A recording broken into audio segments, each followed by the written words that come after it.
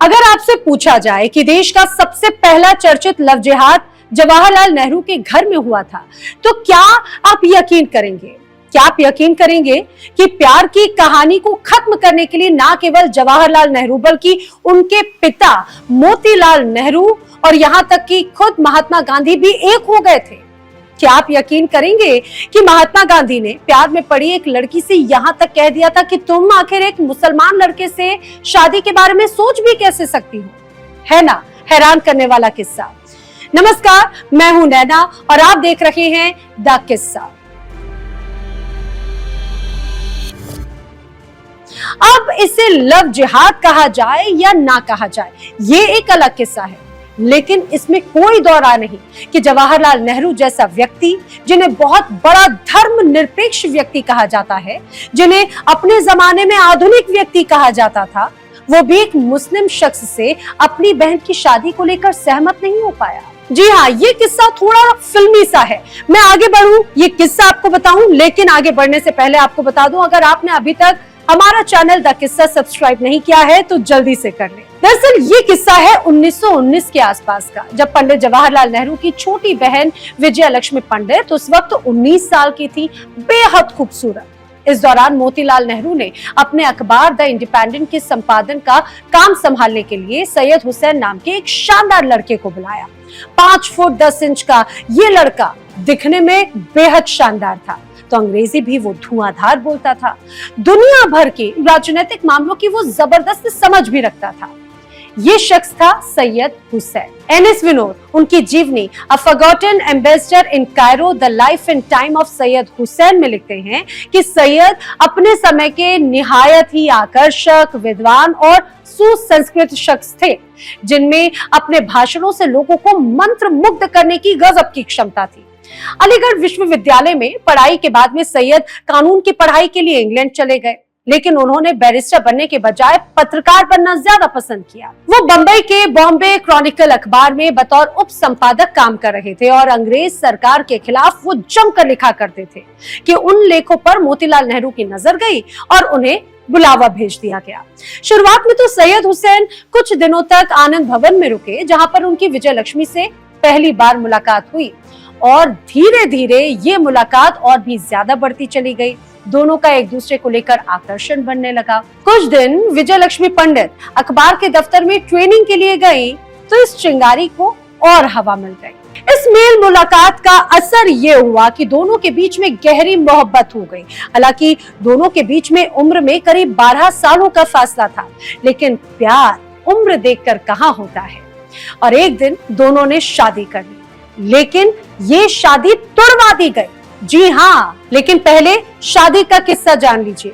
मशहूर लेखिका शीला रेड्डी ने अपनी किताब मिस्टर एंड मिसेस जिन्ना में लिखा था कि जब तक मोतीलाल नेहरू को पता चलता कि उनकी छत के नीचे आखिर हो क्या रहा है, वो लोग अनौपचारिक रूप से शादी कर चुके थे, जैसा कि सैयद हुसैन ने अपनी दोस्त सरोजनी नायडू के सामने बाद में स्वीकार भी किया। अब इस शादी का वर्णन एक पाकिस्तानी पत्रकार एचएम अब्बासी ने डेली न्यूज के 17 नवंबर 1971 के एक अंक में छपे अपने लेख लव लाइफ ऑफ मिसेस पंडित में भी किया। अब्बासी ने लिखा कि मैं अपने दादा हजरत मौलाना रशीद फाकरी के साथ में सैयद हुसैन के कटरा में म्योर कॉलेज के सामने वाले घर में गया। वहां पहुंचा तो करीब आधा दर्जन लोग उनके बरामदे में खड़े थे। सैयद काफी परेशान दिख रहे थे। पास में मिस पंडित बैठी हुई थी, जिनके चेहरे पर परेशानी के कोई भाव उस समय नजर नहीं आए। मुझे तभी पता चल गया कि सैयद और विजय लक्ष्मी पंडित की उसी समय शादी होने वाली है।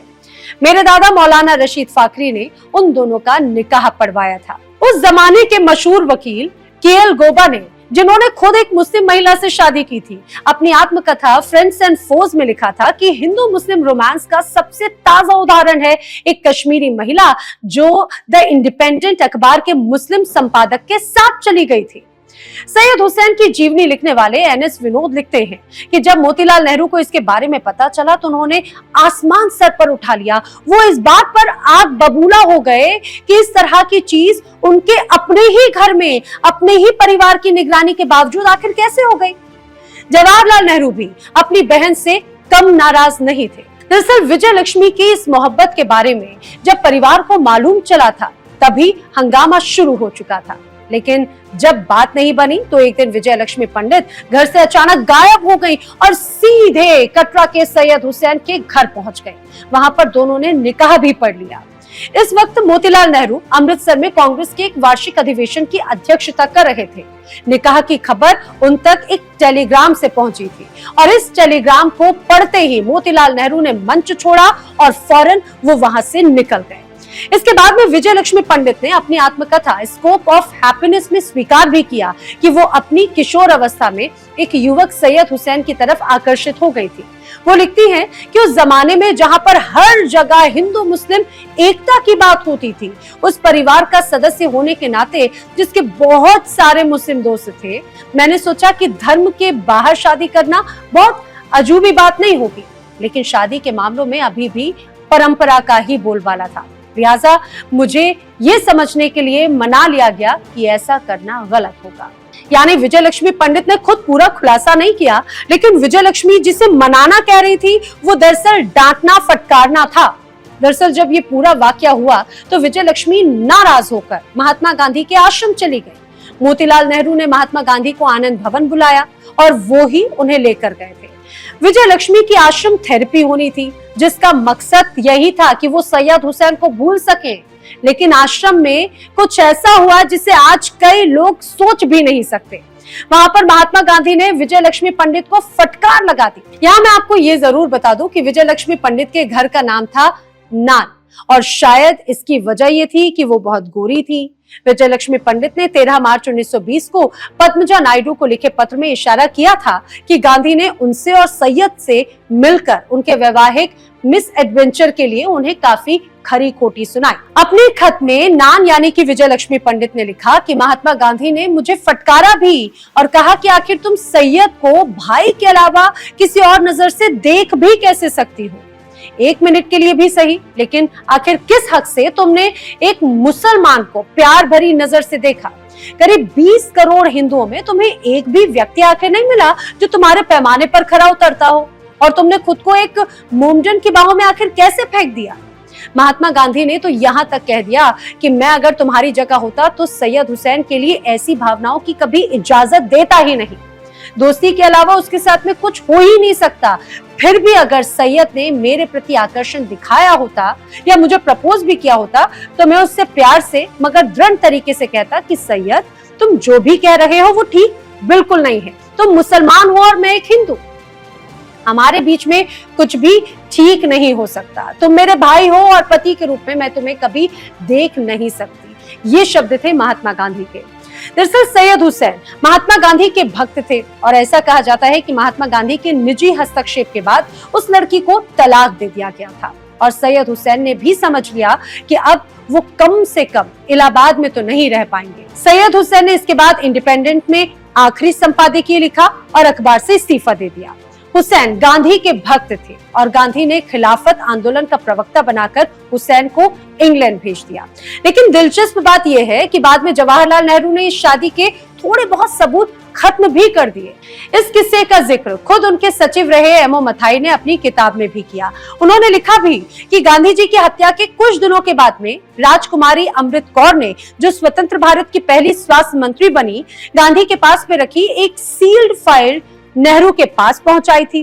नेहरू ने फाइल खोलने के बाद में मुझे बुलाकर कहा था कि इस फाइल में विजय लक्ष्मी सैयद के साथ में जाने वाले संबंधी कागजात हैं, आप उनको जला दें। मैंने उनसे अनुरोध भी किया कि ये कागज आप मेरे पास रहने दीजिए, लेकिन वो उसके लिए राजी बिल्कुल नहीं हुए।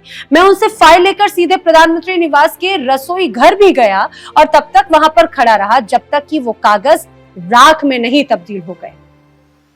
सैयद हुसैन के चले जाने के कुछ वक्त बाद नेहरू परिवार अपनी बेटी के लिए योग्य वर तलाशने लगा था। 1921 में उन्होंने ब्राह्मण बैरिस्टर रंजीत सीताराम पंडित से अपनी बेटी की शादी करा दी। बैरिस्टर रंजीत सीताराम पंडित काफी विद्वान व्यक्ति थे। उन्होंने महाकाव्य राजतारंगिनी को संस्कृत से अंग्रेजी में अनुवाद किया था। शादी के बाद विजय लक्ष्मी के 3 बच्चे हुए। रंजीत सीताराम की 1944 में मृत्यु हो गई। हालांकि बाद के सालों में भी विजय लक्ष्मी पंडित और सैयद की कुछ मुलाकातें जरूर हुई। सैयद हुसैन बाद में मिस्र में भारत के पहले राजदूत बने। जवाहरलाल नेहरू ने ही उन्हें ये काम सौंपा था। काहिरा में ही उनका निधन हुआ और वो ताउम्र अविवाहित रहे। तो देश के पहले लव जिहाद किस्से के बारे में आज आपने जाना। ये किस्सा आपको कैसा लगा हमें कमेंट सेक्शन में जरूर बताएं। वीडियो पसंद आया हो तो लाइक करें और शेयर जरूर करें, और अगर आपने अभी तक द किस्सा चैनल सब्सक्राइब नहीं किया है तो जल्दी से कर लें।